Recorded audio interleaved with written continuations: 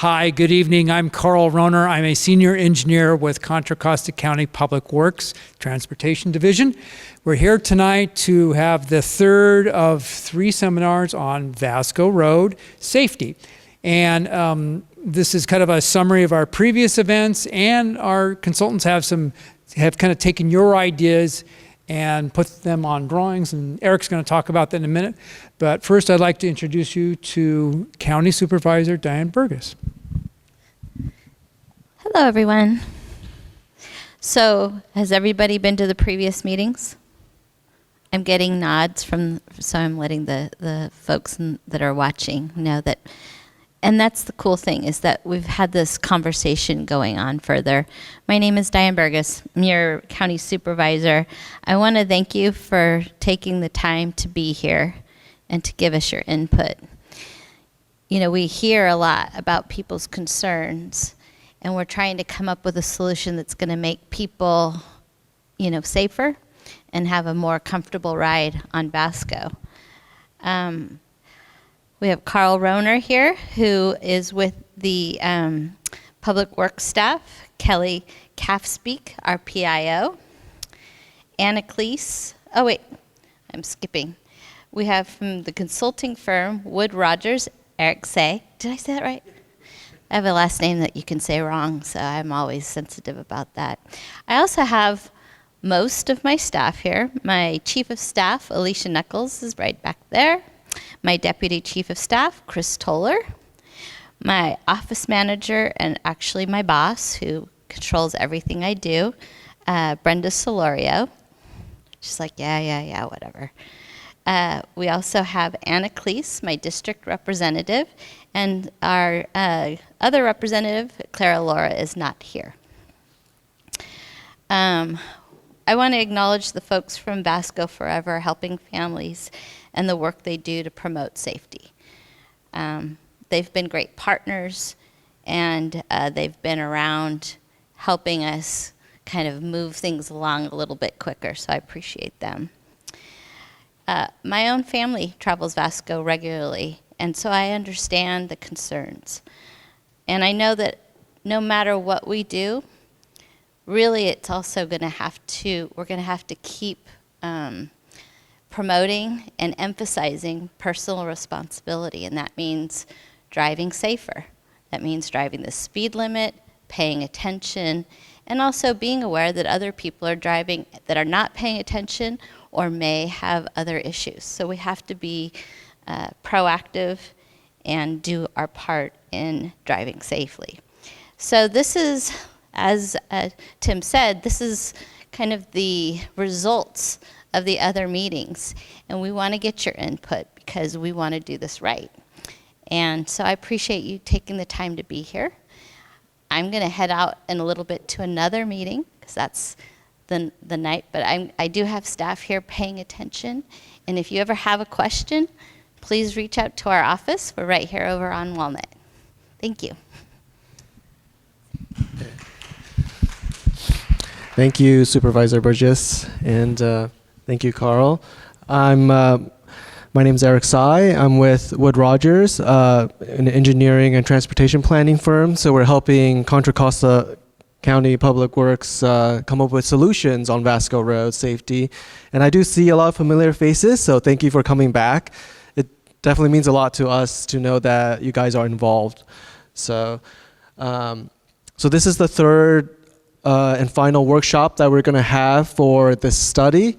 So we're looking at solutions, safety solutions to come up with funding to get a lot of these projects implemented. So that's our ultimate goal. So we're not just trying to make, a book of ideas. We're really trying to put these ideas into action. So we can get started. So the agenda for today, we're going to give a brief, introduction of the study, a recap of what we've done, study timeline, and then kind of the comments that we got from the last workshop number 2. So we got a lot of good feedback from that.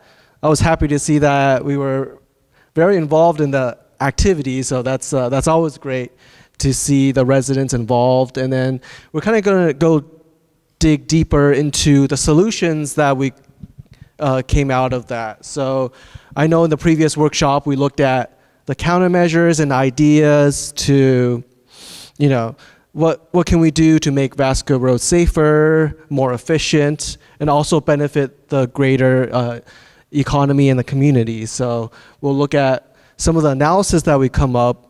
So it's not just the ideas, we want to kind of see how that's actually going to reduce the crashes along the corridor and what benefit would actually come from the implementation of these projects. So that's the second half of this presentation. And at the end, we'll kind of go through a conclusion and kind of the remaining timeline for this project.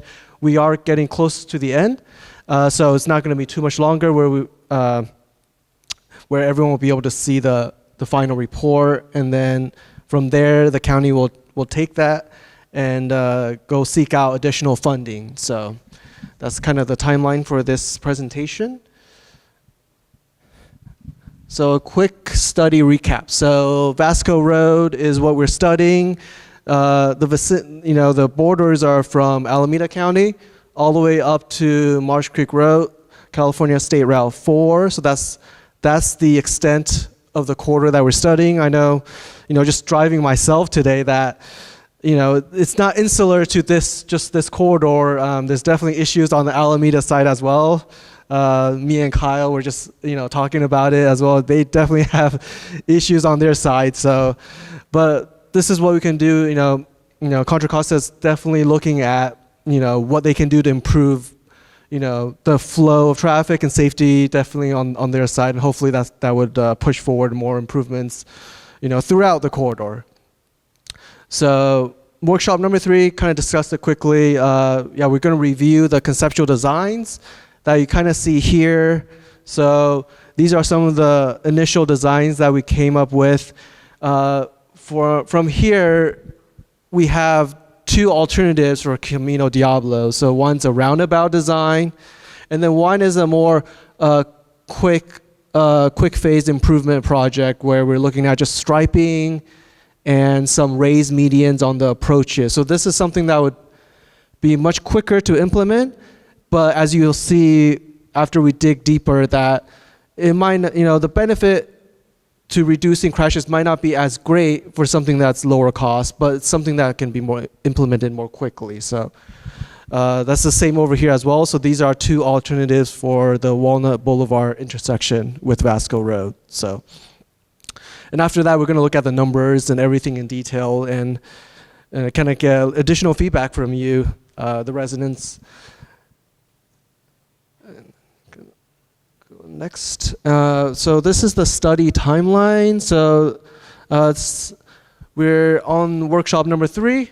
We're getting close. We're looking at finishing the report draft finals to the county by early November. So that's kind of what we're looking at in terms of the schedule. So that's coming up real quick.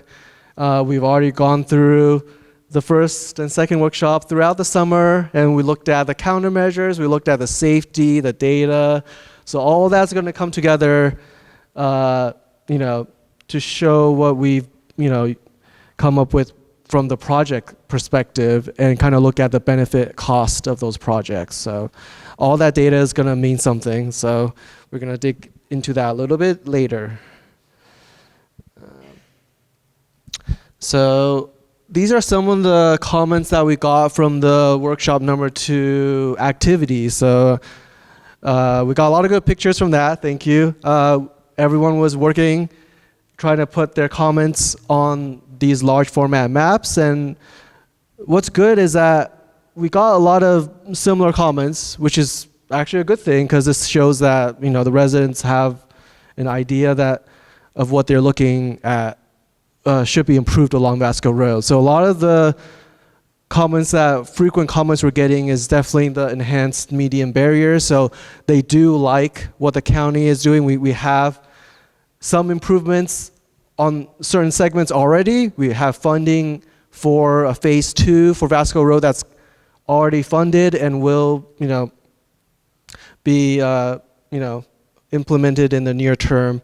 And then we're looking at additional segments along Vasco Road that's not currently covered by those 2 projects. So hopefully with this report, we can get additional funding to get a lot of, definitely the first half of Vasco Road enhanced with these concrete median barriers. So that's a lot of the comments that we received. We also saw, comments about like enforcement, additional enforcement with, cameras, police presence. That's definitely something that we'll take note of as well in the report. Again, like the supervisor said, it's not just the project itself, but we also have to take responsibility to kind of, inform the public and also, for people to react more safely. So that's something that we're gonna advocate for as well. Okay. Also, one of the notes was that people did like the roundabout that was implemented on Byron Highway, so we took a look at that. So in general, it's positive that the roundabout comments has a lot of people like the comment. So that's definitely something that we're looking into proposing as a project. So additional comments is similar to the previous segments, more median barriers, updated signage. So some of the signage, the comment I got was that some of the signage is outdated. So that's something that the county can more quickly implement by just kind of doing a signage study to update all the signage.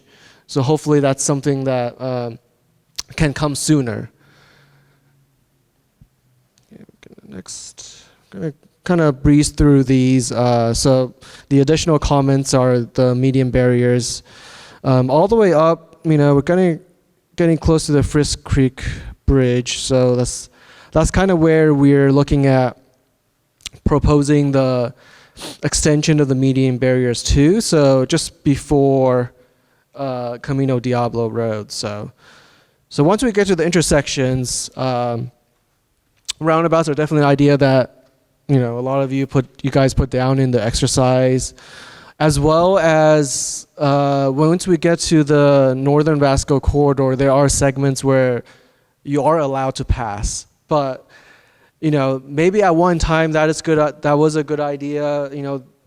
Passing lanes, passing zones are common in state routes, highways, but with the volume of traffic that's on Vasco Road these days, it's definitely not safe to allow passing, So that's something that we're going to look at, closing the passing lanes, between Camino Diablo and Walnut Boulevard and Marsh Creek Road. So we're going to add additional delineators, raised delineators at those areas. Okay, so we're at the top portion of the corridor, and again, similar comments. Some comments on median barriers here. This is probably not something we're going to recommend for now, just because of, we're getting a little bit more urban, and there's a lot more access on Vasco. But again, that's still a comment. More comments about roundabouts, which we are definitely looking at. And the removal of the passing zone. So, and a comment on maintenance, right? So resurfacing asphalt, that's something that we can definitely state in the report, and that can be more implemented in the short term. Okay, cool. So that's the feedback that we received from workshop number 2, and we can kind of start getting into the meat of at the actual project. So we're looking at the safety projects.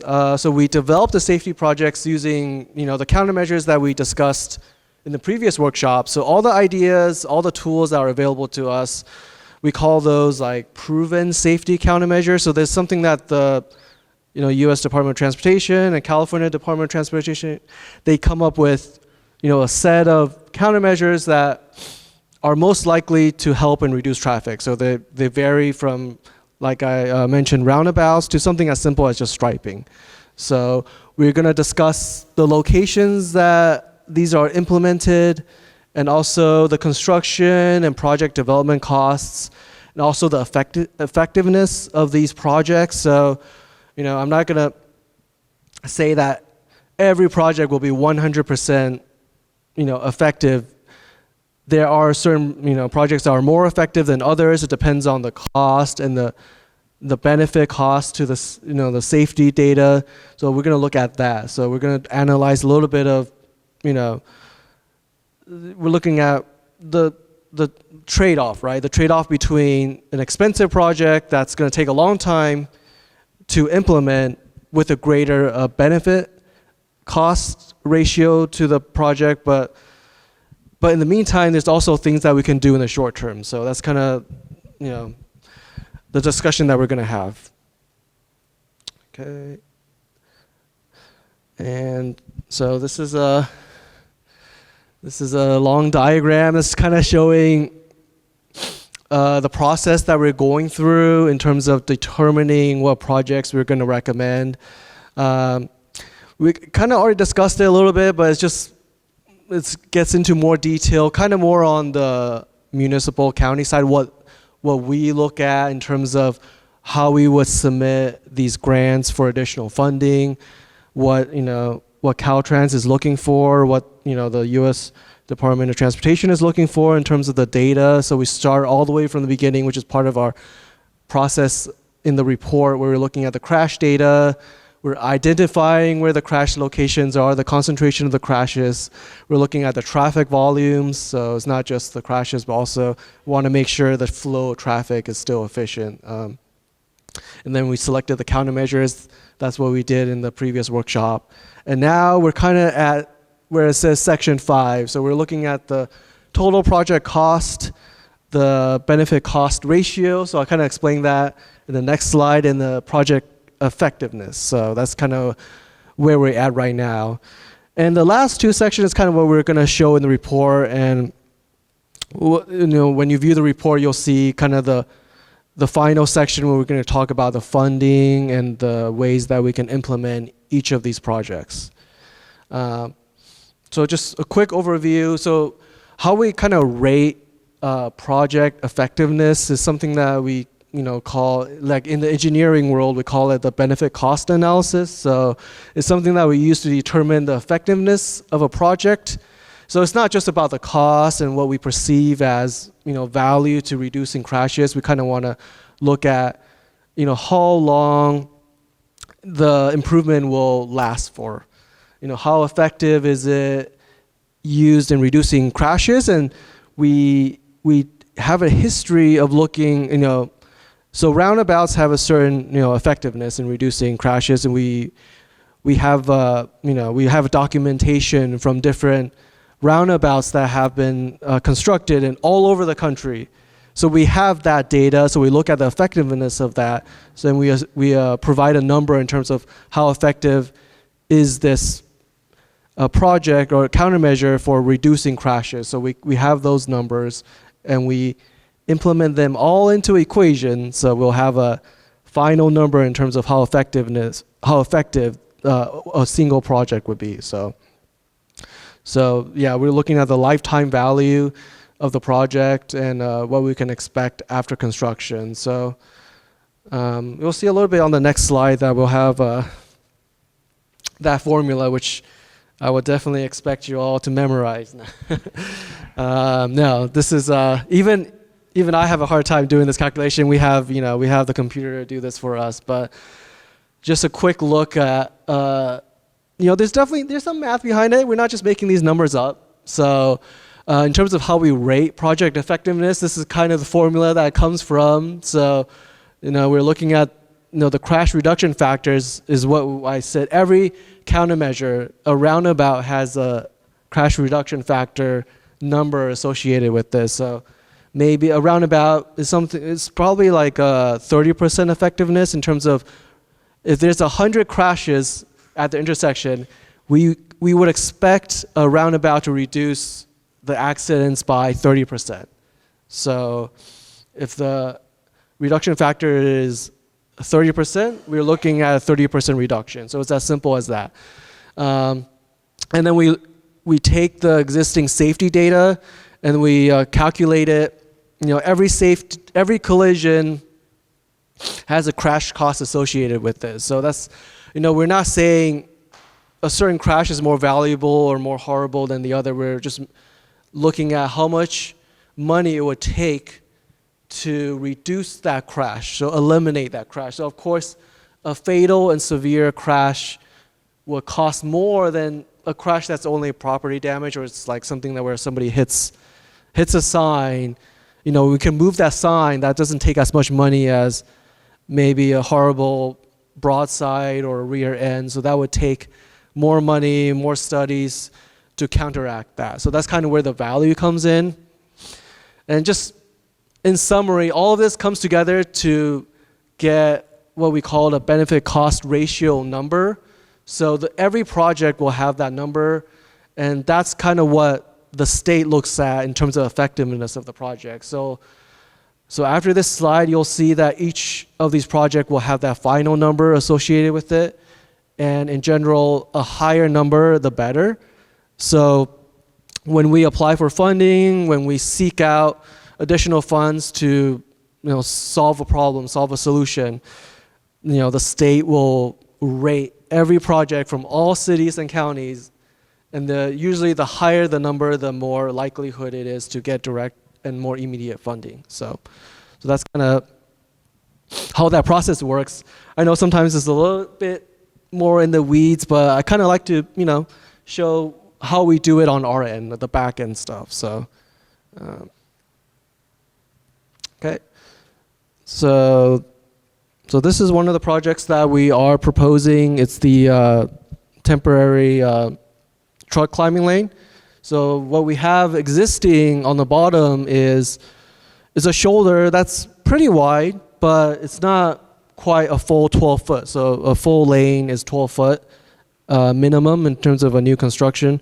So we're looking at expanding the shoulder to 12 foot, but it won't be a full-time additional lane because there's certain criteria that needs to be met for that. And in this current climate, it's a little bit more difficult to expand roadway, in terms of what the state is looking at funding. So that's why we come up with a solution to get some of that traffic over, right? So during the peak hours where the traffic is most intense, we can get some of that truck traffic over to the right side.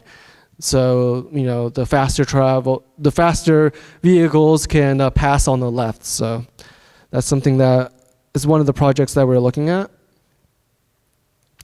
Okay, so here is the first concept that we're proposing is roundabouts on Camino Diablo.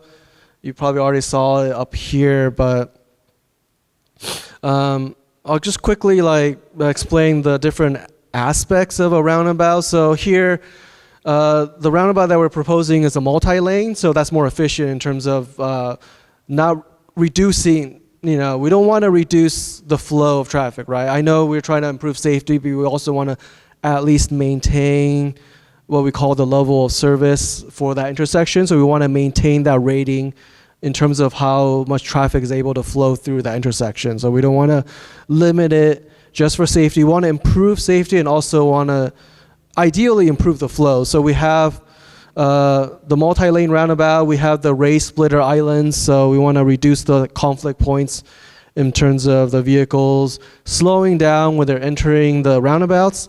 And we also have what it's called a mountable apron. So the center island, you're not going to be able to drive through. I know there's some smaller roundabouts where technically you can go over it if you miss it at the last moment, but this is a larger roundabout, so we don't want to encourage people just to go straight through that. So we're going to have some landscaping in the middle, but we're also going to have an apron at the side, so where truck traffic can. It's okay if they touch the skirt of the inner circle, so they're able to maneuver through without having to really make that tight turn. So the inner circle will have a paved apron as well as a vertical center island that has probably landscaping.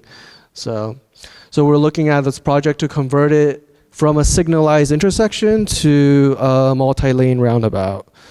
And the numbers associated with that is up here. So in terms of the number of collisions, we have 6 in terms of fatal and severe. So that's kind of serious. So 1 fatal and 5 severe injury collisions over the last 5 years. We have a lot of property damage collisions and a lot of non-visible injury collisions. So for Camino Diablo, this is where we have the most number of collisions. The cost for the projects, so we did our cost estimate analysis on that. It's probably going to be about 6-7 million, adjusted for inflation. And the total expected benefit for the 20-year life service of a roundabout just doesn't mean it's going to be gone in 20 years. It just means that they don't have to do any major renovations to it for at least 20 years. That's what we call the service life. The expected total benefit, if we, take the $6 million to construct this roundabout, is we're looking at a $68 million lifetime benefit, for the corridor. So we also have a ratio that's about 11. That's pretty good. In terms of what we're looking at as a good or bad number for what I said, that benefit cost ratio, right? Every project has that number. The number for this is 11. So we would say the minimum for funding is about 5 or 6. It raises every year. 11 is not bad. Definitely there are, projects that have 20 or 30 in terms of that benefit cost ratio. And what that really is just the cost of the project versus the expected benefit, which comes from the crash data. So if the project was cheaper, it's gonna boost up that ratio. So, the roundabout is not the cheapest thing, so that's why we have a 10, which is decent, not too bad. And then the roundabout has a crash reduction factor of 35 to 67%, depending on how large the intersection is. So that means a larger intersection will probably have we're looking at, from a history perspective, probably a 50 to 60% reduction in crashes if we have that roundabout implemented. Okay, so this is similar. I'm not going to go through all the details, but this is a similar roundabout on Walnut Boulevard. It's also a multi-lane roundabout. We're looking at these two as the projects that we're pushing the hardest for in terms of the study.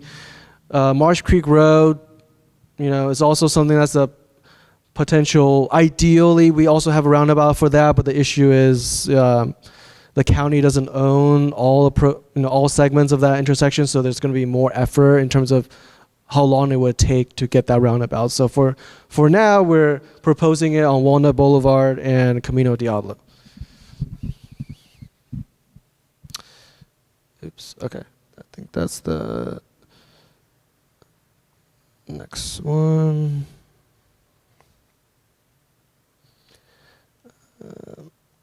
Okay.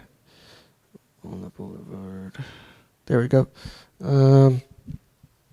So here we're looking at, this is the second alternative to the concepts, which is, it's a more quick, a quick build project. So we're just looking at some striping and just the raised medians, just the concrete raised medians on the approaches to the intersection. So you'll see, it's kind of a light orange, but it's a little bit hard to see on here. But basically, vehicles wouldn't be able to cross over on the other side as you're approaching the intersection. So we do have, a history of rear ends and, head-ons on the approaches to the intersection. So hopefully that would, that would direct the traffic and keep people alert and not cross over onto the opposing side of traffic. So these are more minor improvements, but they're able to be implemented, more quickly, and they don't cost as much. So as you'll see, they definitely have a much higher benefit cost ratio. So we are also looking at the skip striping through the intersection. Right now we don't have that. I noticed, there's kind of a, multiple benefits to that. It's also just kind of improves the visibility of the intersection just by having additional striping. Also, it helps people navigate the turn. Maybe they're new to the area, they're not too familiar with how the the left turn approach is taken. So that kind of helps guide the traffic and helps eliminate more of that broadside, side swipe type collisions. So on the next slide, so we also have, so this is a combined project. So all three intersections will get these minor improvements. So striping and raised medians on the approaches. So this one is Marsh Creek Road. This one is Camino Diablo. So they're all going to get that same treatment for one cost. So for all three intersections, we can do that for just under $1 million. Not too bad. So this is what we consider like a more quick build, maybe midterm in terms of the raised medians, but it wouldn't take as long as a roundabout for sure. So the total expected benefit is pretty high because we're systemically improving all the intersections along the corridor. So all of them will be improved for one cost. So that's why the expected benefit is really high. So we have a benefit cost ratio of almost 50. So that's a really good number. That means if we submitted this, we would probably get funding, pretty immediately. So that's a good value. So this is something that we're definitely gonna propose in the study. So one thing to note is, striping, it doesn't last forever. That's why the benefit, the expected life service is only 10 years. So that's one thing that we take into account. These things don't last quite as long, but people can restripe. So it's a minimum cost, minimal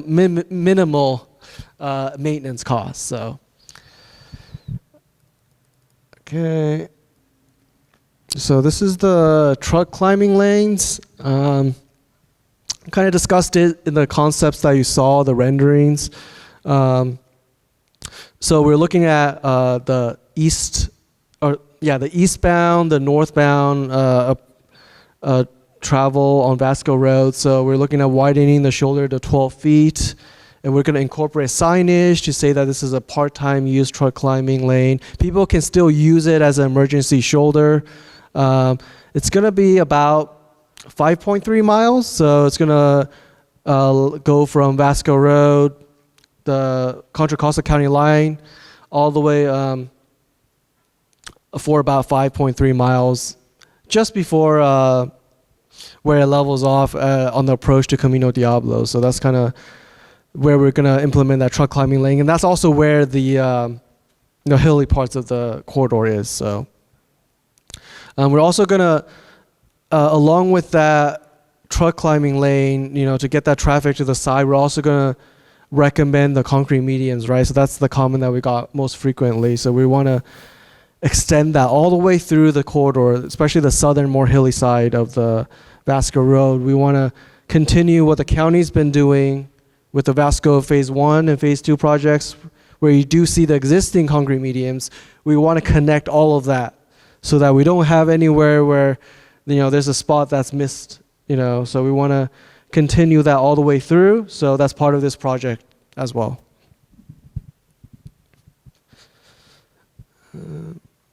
Okay, and then we'll kind of look at the total benefit numbers for this project. It's not as high as, because this is a pretty long corridor, so it's not going to be the cheapest, but it's also not the most expensive in terms of how much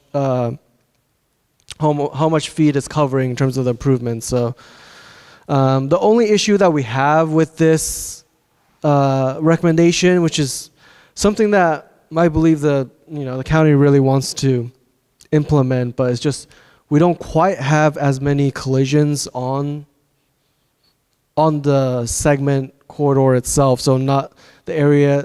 Most of the collisions is on the northern half where the intersections are, and that's where people are getting the crashes. But there's not quite as many on the southern side. It's definitely the area where there's a lot of congestion, but the collision numbers aren't as great in terms of the last 5 years. That's why the benefit cost ratio is kind of low. Though I would say this is just for one funding source. So the number that we see is usually what we go after for in terms of the what we call the Highway Safety Improvement Program grant.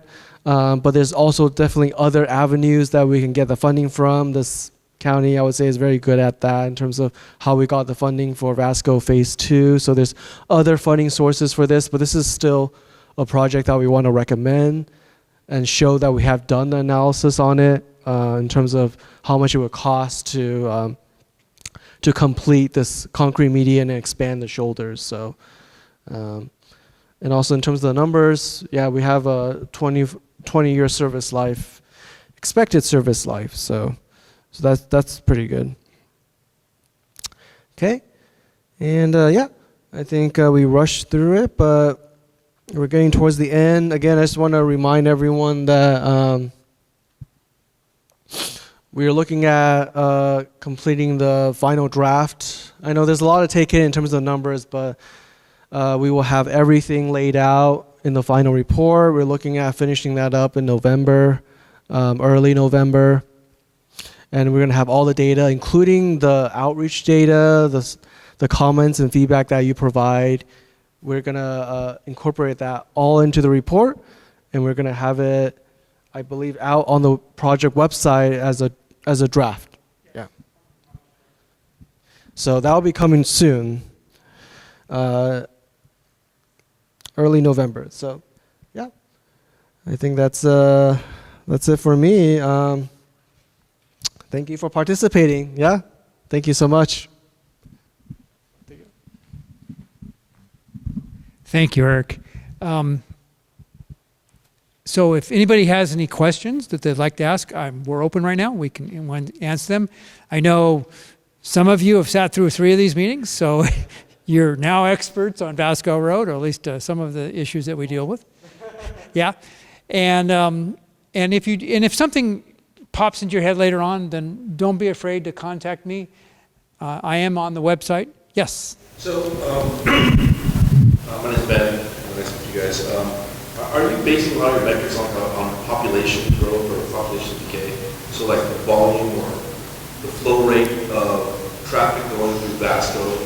Yeah. Is that based on the past 10 or 20 years of population growth and how the flow rate goes? So, yeah. So we do take a look at population, but it's in terms of the number of vehicles. So they are related, right? So if it's a high population area, we're going to have a lot of vehicles go through. So we actually did do the data. We had somebody out there scanning the vehicles, collecting the data. You might see like a tripod where there's like a camera looking thing. So we are capturing that data to make sure that these improvements at a minimum maintain the flow of traffic, if not improve. So we're not looking at inhibiting the traffic. So a sample size of like the year's worth of like flow. So the count, we do have what we call average annual traffic data, but we, of course, we're not going to have somebody out there every single day for the whole year, but we take what's called a peak hour time. So we do a 24-hour collection, and then we take the highest hour. So if it's like a AM peak period or a PM peak period, we use the highest number in terms of how bad that intersection or roadway segment can get in our analysis. Yeah, so I've lived here since 2006. We moved here during the whole push to build Brentwood. Yeah. And then we've seen it grow and for sure. the population increase. We've seen major crashes with helicopters, fatal accidents where it just shuts down the freeway and stuff like that. Yeah. And everyone, I think, always thinks, all you got to do is put a K-rail in between and everyone will be safe. But they did those improvements over there. But yeah, I mean, I saw the budgets that you guys have. Those are pretty big budgets. And before I got here, in my mind, I always thought a solution would be just make it into a grapevine. You have another freeway going southbound and another freeway going northbound, and then just open up the flow, because those are big bottlenecks right there at Camino Diablo, sure. And obviously at the top of the dump over there on Vasco. It just inhibits your viewpoint, so you can't see 50 yards down the road. Right. So everybody slows down, traffic hits, and then there's people texting, whatever, and then you get rear collisions all the time. Yeah. So that I think is the root cause of why those accidents happen, is because of the visibility and you can't see that far. People just start to slow down. Right, and some of that is a natural barrier, but there's definitely things we are looking at in terms of the short term, like additional signage telling people to slow down. I mean, we don't want people to rush through those turns as well. So Yeah, that sign used to be there, the one that goes, "Stay alive." I think it's gone. Is that still there? It's gone. It's gone. Yeah, back in 2008, it says, "Stay alive, don't drive crazy." We had a while a special enhancement on Vasco Road with the state police that allowed them to put a higher ticket, if you will, and that has been removed because that only lasts for a year, and I think we renewed it a couple of years, but we weren't able to carry that on. So, yeah. Question, ma'am. On Marsh Creek, it's posted 50 miles an hour. They do 70, 72, 75 in a residential area. There's multiple. I basically every day I just pray that I can get through it and not get rear-ended by one of the semi trucks. I mean, commerce has to move. I understand that, but there's nobody there. They run the red lights multiple times. When I'm sitting there waiting for my turn to turn left. And it's ridiculous, the amount of speed. There's also some foliage that has grown up inside the intersection, so it blocks your view. I don't know why that can't be cut down because it's right there at the signal light, so you can't see the cars coming from Livermore. So it just...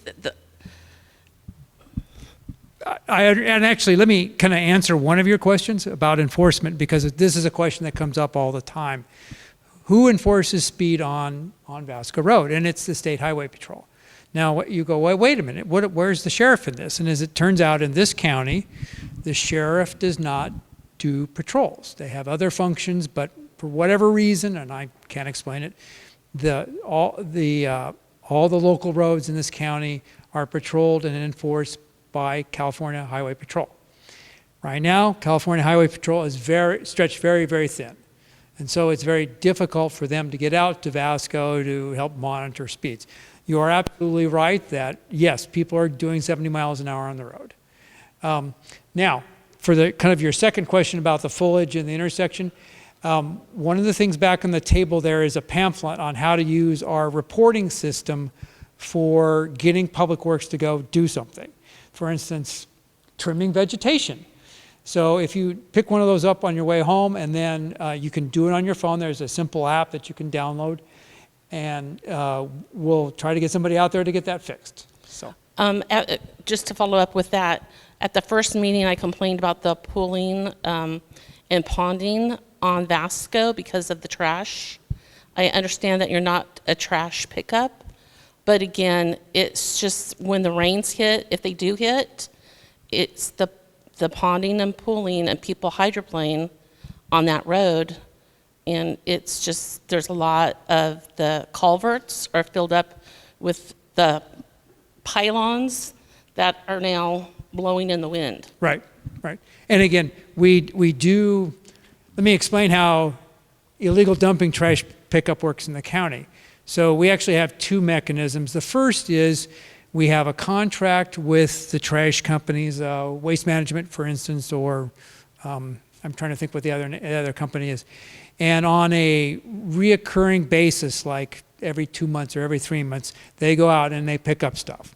Okay, that's not as fast as you'd like. You'd probably like to see that picked up in a week, right? I get that. And then secondly, for some more egregious things, we send out our crews. But in both cases, given the speeds we have on Vasco Road, it's a dangerous job for our guys. And so we approach this very carefully and very methodically, and we probably don't do as much as we probably should, but because of the logistics and the fact that we got illegal dumping all over the county, it's an everywhere problem in this county, we're spread kind of thin on that one. But your point well taken, though, that yes, these things need to be cleaned up and maintained so we have less ponding on the roads. Understood. I can also mention that back here on this table, and I hope you all grab one or a couple, we have these magnets that have our QR code for requesting services. We have a couple of ways. If you don't want to download another app onto your phone, we have a mobile citizen app, which you can do, but otherwise we have a customer portal. It's web-based. You can go right on it, and you can either say anonymously, this is a problem, this is where you need to take care of it, or if you want to give us your name, what we're going to do is give you step-by-step what we're doing about the requests that you made. Whether it's in our jurisdiction, if it's not within our jurisdiction, we'll tell you who you need to contact about the issue, but we will follow up with you and we will let you know. And don't hesitate. If you don't hear something right away, we're going to give you a phone number, we're going to give you a work request. We want to hear from you, and as Carl mentioned too, illegal dumping is a problem that we face throughout the county. We're constantly sending crews out, and a lot of times we hear from people that you didn't come. It's amazing how quickly, once we come in and clean up, people are coming right behind and dumping. But again, we encourage you, every time you see something, say something to us. It's a partnership with all of you, and that we want to keep you safe, and we want to keep you informed. So we hope that you'll help us out in that. So we hope we get this. Just to kind of elaborate just a little bit more on that, I, as an engineer in the Transportation Engineering Department, get requests for part of the county I'm responsible for, which is the Iron Horse Corridor, and I process those immediately. And I immediately turn around, I get them to Maine and say, okay, send a crew out to do this. And I understand there's a queue, and we have a backlog of work, but a lot of our staff are on this all the time. So, question? Yes. Hold on. So, Ben. it seems as if like it's budget is an issue, right? Just finding the money to go and do these projects. Yes. I mean, here's just a suggestion. Just take it with a grain of salt. Could we just like rename it as just like, instead of safety corridor? I mean, we're in the middle of two major business hubs, being San Francisco and San Jose, the two largest cities in California. The corridor to get to San Francisco is well made. Highway 4 connects, but there is no widening or freeways to let in commerce through the south side of Brentwood. I mean, could we just say where it's not safety, which is like a lot of like, feel good story, but if you say, hey, we'll let more cash flow in through the south side of Brentwood, if we widen these lanes and make it into a grapevine, more commerce, more trucks, more cash flow, and we'll get the okay to widen those things and keep everybody safe. And the reason why I'm saying this is because I was here 2006, my kids were born here, born and raised 2006, Brentwood.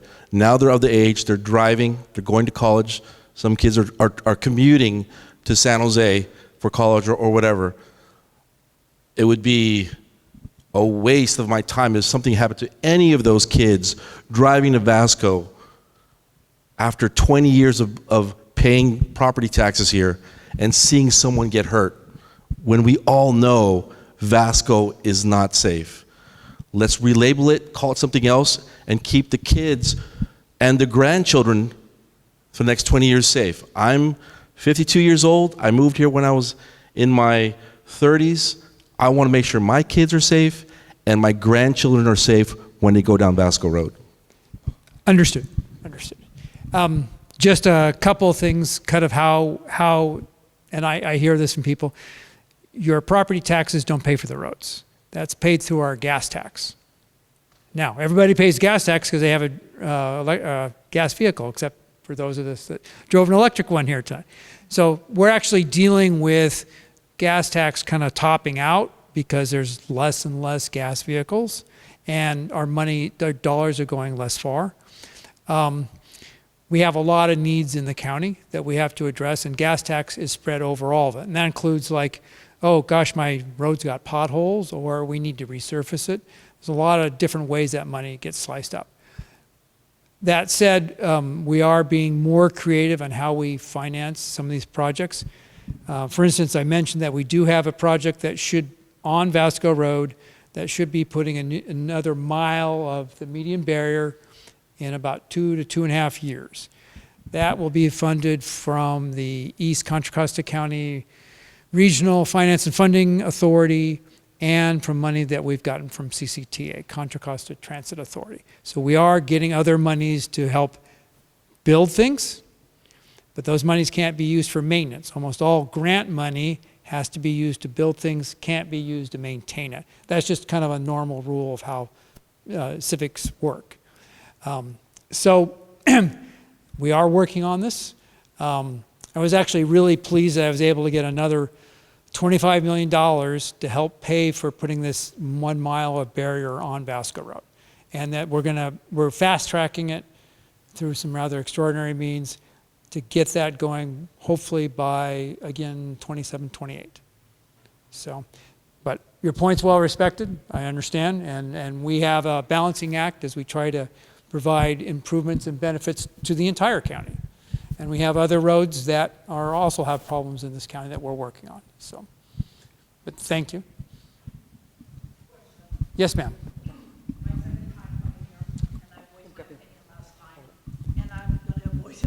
So bear with me. Once we see your plans, once you submit them, how soon and how will it be before you start actually doing something about, what you just showed us tonight? Question number one. Question number two, I agree with this lady here. As far as the garbage is concerned, the rains are going to be coming soon, sooner than when you probably expect. There's garbage and stuff. I get very nervous when I see the garbage because I figured, okay, at some point some of that stuff is going to end up, which it has, and I've called it in the middle of the road. And then we're having to figure out how to swerve around it with people coming like 70 miles behind you, hoping that you don't get hit. Item number 3, I asked and voiced my opinion, and you have it up there on the stickies that you took notes of. There are some potholes starting to get bigger. One in particular, right before the preserved forever, it's about a half a mile or so, or a mile before that. And there's two. The one is getting bigger, and I try to figure out which direction am I going to go, to the left or the right, to avoid getting my tires messed up. There's another opening on Walnut and Vasco as you come into town. You make a right turn. Some people are coming at high speed and just barely, braking enough to make that turn, and I'm worried that somebody's gonna, because it makes you bounce, because it's a crack, it's a pretty long crack.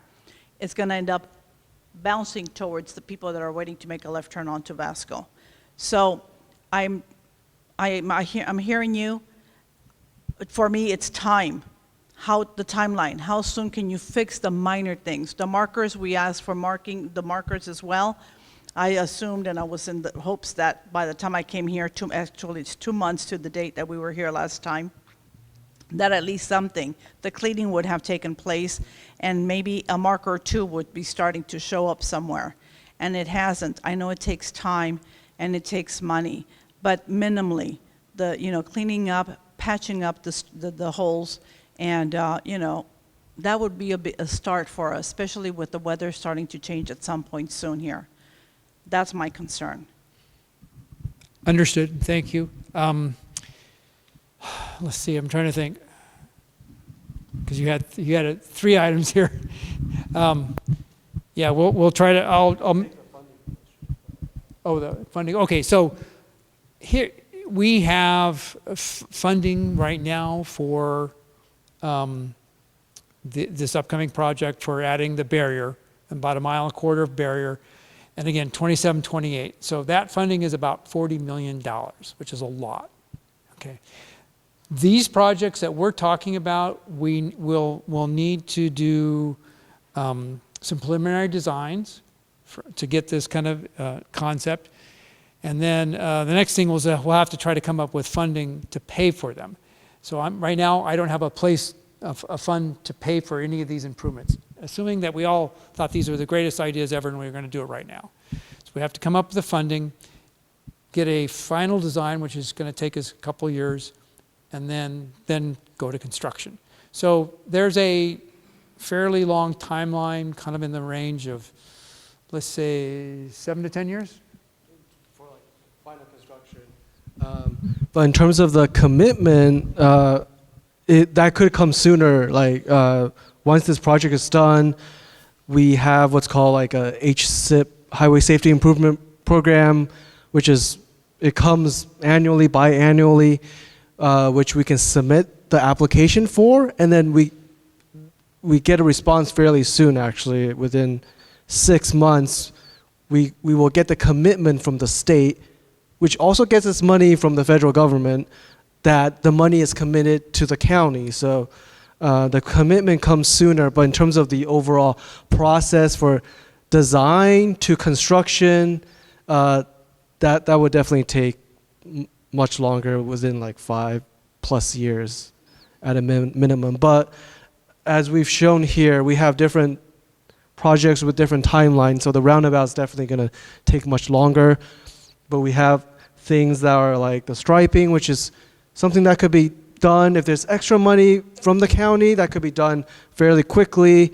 But if it was combined with a project to add like the raised medians, that would be more of a midterm project, probably 2 years, maybe max 3 years to implement.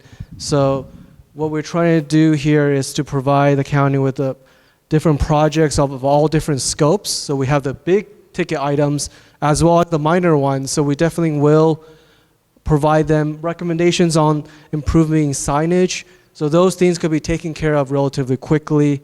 And we also provide them with different avenues for funding sources. And I know the county's already, looked into a lot of that in terms of the different funding sources. We're kind of in a unique environment in terms of there's certain programs that aren't available anymore because of, what the current Department of Transportation has taken away some of that funding.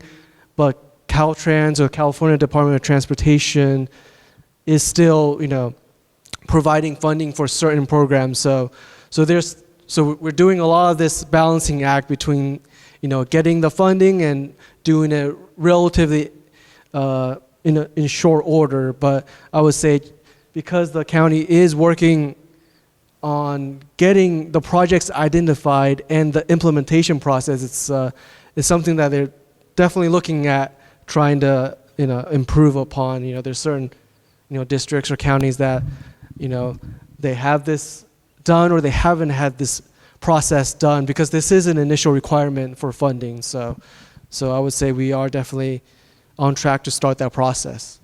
How about the immediate patching of the? Oh, that's fine.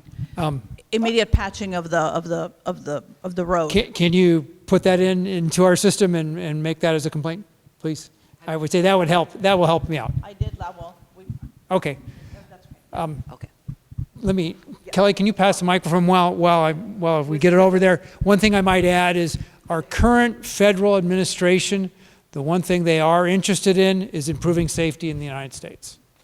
So this is a very positive outcome, at least for as far as Vasco is concerned. So, yes, ma'am. So my concern is, again, on Marsh Creek and Vasco corridor there.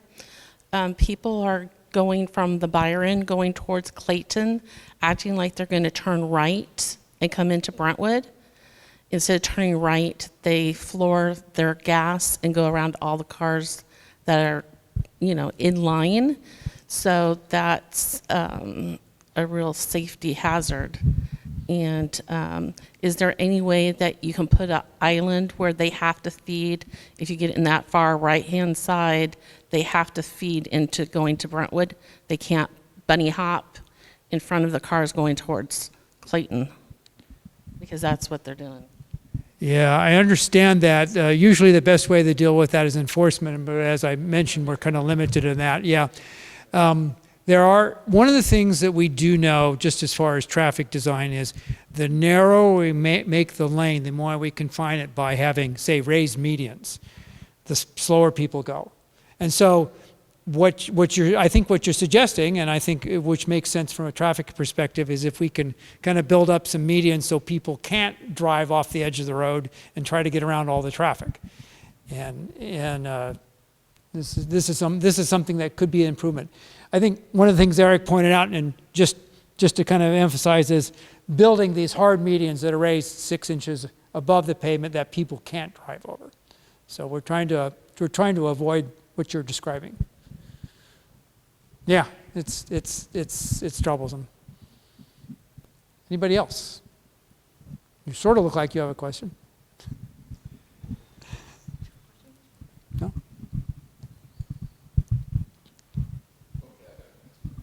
several questions. Okay, so some of you may know that I actually worked on the original project when it was built back in 1994 to 96 as part of for the water district. So I feel this is my baby, and that's why I'm here. But back at that time, back in the late 80s, the state awarded 4 franchises for toll roads in California. 3 of them in Southern California and 1 up here to connect Livermore to Vacaville, I think. And that road was going to go basically in the same corridor. The developer dropped that. I think there were some environmental concerns, pushback from the environmental community. Is that franchise still available? I mean, could you turn this into a toll road, fix it up, and charge a toll? I actually can address that one. So what you're talking about is the concept of Highway 239. Right. And Highway 239 was to run kind of on the backside of the county and on down to Tracy. So I have been in discussions with Caltrans and Contra Costa Transit Authority about that. One part of that Highway 239 that Contra Costa County wants is what's called the Vasco Byron Connector. And this would be a separate road past Camino Diablo that would connect Vasco Road to Byron Highway without going through Byron. Because one of the things that we do get complaints about is people driving through Byron, right? I think we all know that. That concept has moved from a concept to at least a preliminary plan. So on my desk back in my office, I have a plan showing how that's going to be done. It's not funded at this point. The state's not super keen on the project. Not so much because of our part of it. The Vasco Byron connector is actually pretty positive from that aspect. It's the bigger issue of connecting down to Tracy and dealing with San Joaquin, Alameda County, the city of Tracy, and the city of Mountain House. That gets to be more of a sticky issue. So. And that would also provide better access to the Byron Airport. Yes, right. So any airport money available for that, or because it seems like you can get some industry or some business going around the airport if you had better access. I don't think the airport can do that just because of the way they're set up for financing. But that said is at least we've got this on the planning stages now for that Byron connector. Supervisor Burgess is very interested in that and very supportive of it. So it's something that is coming. We're working on it. We're aware of it. And I know CCTA is beginning to look for funds to pay for that. So I think that is on the horizon. I can't say when at this point, but I can say that it is being worked on. So. Also, after the last meeting, when we got to put suggestions in, I did drive down a couple of times down Vasco Road, and I think both times, so driving south, coming into Camino Diablo, the turn lane down into Byron was backed up beyond the extra lanes. So I guess we just got stuck in traffic, and it was just all the cars that were turning. The line was longer than the turn lane. Right. And cars were going around us on the right, on the shoulder to get around that. I've also seen cars, because the light is so long, turn bright onto Camino Diablo, make a U-turn, and then go straight across down towards Byron. So there's a lot of creative driving out there. Yeah. Well, it's East County. It's always been that way, right? Yeah. And again, I think this is where we start talking about redesigning these intersections and trying to improve that. And, like for restriping, moving that turn lane so it's a little longer so we have more capacity into it. These are things that we need to study and we can changes that we're talking about when we look at the design of these intersections. The turn lanes does need to be extended out. Agreed, yeah. And as far as your schedule, what kind of CEQA requirements do you have for these projects? Because that can add years. Okay, so now I'm glad you brought that up. So CEQA for everybody else is the California Environmental Quality Act. And what it means is that for every project that Public Works does, and it is every one, we have to weigh environmental benefits and deficits. So, and if there's an impact, then we have to figure out, okay, is it a big enough impact and do we mitigate it or not? So one of the reasons we haven't built a 4-lane freeway on the Vasco Road, because hey, yeah, there seems to be a big demand and we need cars, is there's a lot of environmental impacts in Vasco. And actually, once you get away from the road, the Vasco corridor is very sensitive. So we've got a water reservoir, we've got tribal things along the Vasco corridor, and we have a wildlife area with a lot going on in it. So kind of busting out of our current configuration for Vasco corridor will come with a very large environmental cost that we will have to mitigate. And so that's one of the reasons that we haven't kind of built that freeway, if you will. So, and when I say we have to pay for it, we have to mitigate it, we're talking about a lot of money. So, an example, okay, if today we displace so many acres of valuable habitat, and the habitat on Vasco Road is quite valuable. We have to create a certain number times that acres somewhere else. And that gets very expensive for us. So that means we have to start buying land and taking land out of farming and into other things. And it has to be the right kind of land. It has to be the right kind of land, and it has to be close by. If it's a wetland, it's got to be a wetland. If it's oak trees, it's got to be oak trees. That's if right. it's grasslands, it's got to be grasslands. Right. We did an expansion of the reservoir about 15 years ago. It was a $50 million construction. We spent $25 million on mitigation. Right. And that's the sort of cost we would have to pay if we start kind of breaking out of our current Vasco corridor. This is kind of complicated stuff, but it's kind of what I deal with on a very frequent basis. And so you're saying, well, why do we have this? What is this CEQA? Well, it's a California law, and it's something that we've had to deal with. And we've actually found that kind of over time, the requirements have been ratcheted up by the agencies, and it's gotten a little harder to meet these requirements. So. No. Well, we can claim eminent domain, but then we got to pay the price nonetheless. Yeah, eminent domain allows us to take private property, not something we like to do, not something that's very popular with property owners. So we kind of try to avoid that. But had we do that, we would still have to mitigate for that. And you end up going to court, and you're at the mercy of a jury, and you never know what you're going to get. We had a piece of property that was we thought was worth $3 million. They got $11 million. Right. Yeah. So for this upcoming Vasco project, we do have a small amount of real estate transactions, just this piece with one of the farmers up that way. However, we're on a friendly basis with them, and we're making a rather minor impact, and we're actually kind of helping him out a little bit. So the good news is for this upcoming 1.25 mile improvements of barrier in Vasco, we've got a fairly smooth path as far as CEQA is concerned. And projects like these roundabouts don't have a huge CEQA impact because we're basically working in what's already an existing road. So they're a little smoother to go through. Yeah, we're all within, the existing right-of-way. But as part of the study, we are scoped to do a preliminary environmental assessment. So we will look into the environmental impacts at a preliminary level.